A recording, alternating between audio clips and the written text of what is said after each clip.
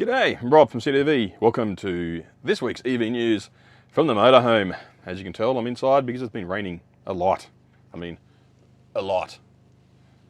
Not so much here. We've had like 20 mils of rain, which isn't too bad.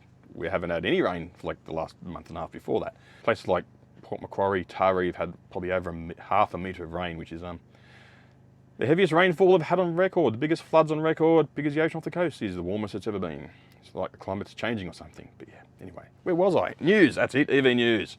First up, Polestar 3, been crowned luxury car of the year by Chasing Cars, which is like being voted the best Scandinavian minimalist at an IKEA conference, I guess, isn't it? So according to the judges, it's not just a good EV, it's a fantastic luxury vehicle. They also said it's one of the best performance SUVs, full stop. Yes, computer, I can see your email message arrive.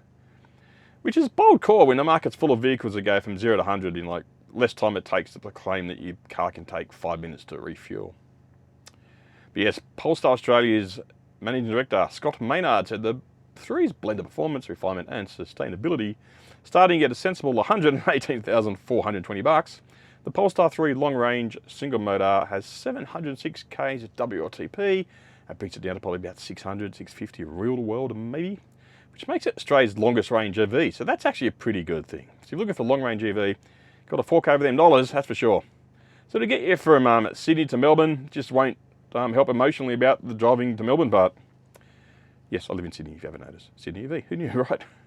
So if you need more power, there's a dual motor version, 380 kilowatts and 910 Newton meters of torquey twisties. That's a lot. So if you've got a diesel V8, it's still nowhere near that. It's 910 Newton meters, that's a lot of hell. The Polestar 4 has no rear window. Has a camera instead. Yes, ADRs do allow for cameras to be used as mirrors on vehicles, believe it or not. The ADRs are pretty good for things like that. They also allow supervised FSD in Australia too. I think it's section 90-0 or 90-01, the ADRs. You can look them up. 0 to 100 in 3.8 seconds, and the Polestar 2 comes in at 62,400. If you want a performance fastback vibe without having to refinance your home like you would with the other Polestar.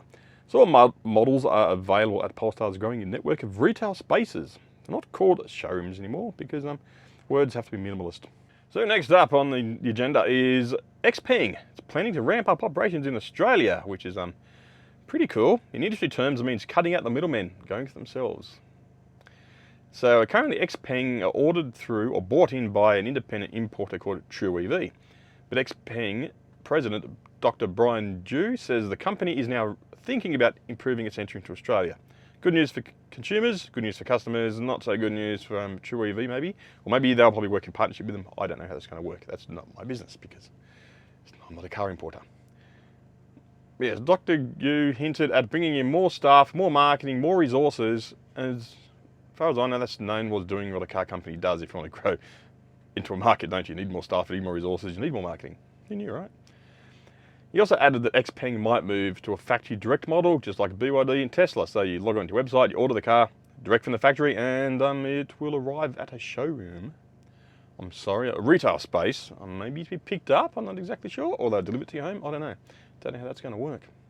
Tesla used to do that, used to deliver it to your home in the early days. But right now, Xpeng only offering in Australia is the G6, which is a rival to the Tesla Model Y apparently. Well, they're claiming it's a rival, I wouldn't say it is. Maybe it is, I don't know. Haven't had a look at a G6 myself in real life. Haven't had a chance to drive one, but you get that.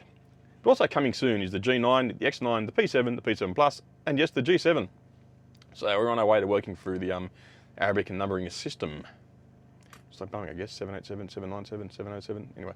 Xpeng will be rolling out 22 stores with UltraTune handling the servicing. Well, I suppose there's an EV, there's not much to service, is there? So UltraTune, maybe you can do that one right, I don't know. But they see Australia as a pivotal right-hand drive market. We plan to send every right-hand drive model they make our way. Well, it's good because we're a right-hand drive market. Much in the way backgrounds around here in the motorhome is there. I'm going to the bathroom, I guess. Speaking of crap, the Lexus, the UX 300e, the electric one, has disappeared from Australia. You haven't noticed? Probably not, because they didn't sell many. Yes, the only fully electric Lexus SUV is no longer available here. That's a bummer. Why? Well, according to Lexus, it's due to production restrictions on selected parts, which is a polite way of saying we didn't sell any and we don't want to admit we're just making a crap EV, for obvious reasons. So if you blinked, you missed it. Yes, it only sold 28 of the UX 300e in the first 4 months of this year. Number of people who still believe hydrogen cars are future. So you get that. But don't worry, they're still committed to electrification. They're just going to make more hybrids. Toyota, yay. And also, they might eventually sell another anti-EV disinformation campaign. Meanwhile, the competitor, BMW, who also seem to be sort of pretty cold on EVs as well, they've sold 2,618 iX1s, and the Volvo had moved to 2,100 EX30 EVs. Because apparently Australians do like smaller luxury EVs, they just don't want Toyota ones. While Toyota leave with the EVs in a shocking twist, like a drill, I guess, twist drill, Australia is manufacturing vehicles again. Not Utes, not Falcons, not Commodores with 9-foot spoilers, but Volvo Trucks has announced they'll be making electric prime movers, but right here in Australia, in Wacol, in Queensland to be exact, starting next year. Apparently Volvo have been making trucks, not just assembling, but actually making trucks and components in Brisbane since 1974. I didn't know that until I researched this story, believe it or not. So it's quite interesting. Now they're making electric trucks. I do believe we do make electric buses in Sydney, or did up to recently, I'm not sure. I've seen plenty of those on the roads around Sydney. So Australia still makes electric vehicles, just big heavy ones that don't have a lot of torque apparently. And also, it's 3 years ahead of schedule, because apparently not the government grant or ministerial ribbon cutting, but because the logistics company in Australia, Linfox, ordered 30. That's why they're moving the plans up to build electric trucks in Sydney. So good news from Linfox and good news from Volvo. They can haul up to 300 kilometres before needing a recharge. And Volvo Trucks says it's just the beginning, with the global president, Roger Elm, confirming that there'll be a Brisbane factory to their global EV lineup. We're operating alongside Sweden and Belgium. We still have an electric vehicle manufacturing. Don't forget, we also have companies like ACV up in Queensland as well, making utes, which Woolworths are using to pick up shopping trolleys around car parks, things like that. So yes, we do have an Australian EV making industry.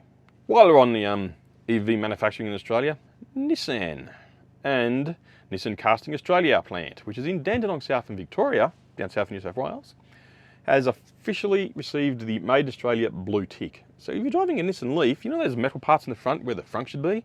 Those were made in Australia, believe it or not. So the news, the Australian made certification means every component made at the Nissan casting plant will now bear the green and gold kangaroo logo. So previously staff for sneaking in the little kangaroo logo. It's industrial Easter egg apparently.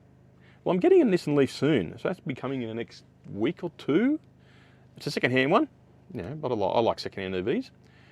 It's not going to replace the old EVs, so we're going to have 3 EVs soon. An Eve, Tesla, Nissan Leaf.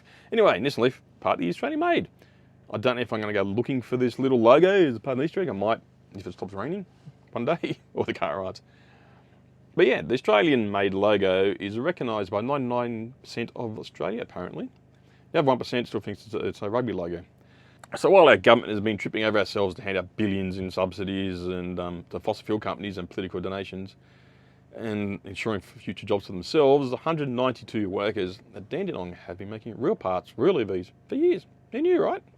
So next time you see a Nissan Leaf flying around the place, just remember, parts of those cars were made right here in Australia, just like those Volvo EV trucks. So there you have it. That's news for today. And I've just received an invite to an all-new Nissan Micra unveil. So I'll go watch that and I'll see you all in the next one. Maybe outside with some different scenery because it's pretty boring stuck in here all day. There's not much to look at really. I mean, even outside there's literally a shipping container. That's our new office. Still waiting for stuff to get built. It's been months now. But anyway, see you all in the next one. Take care. Bye.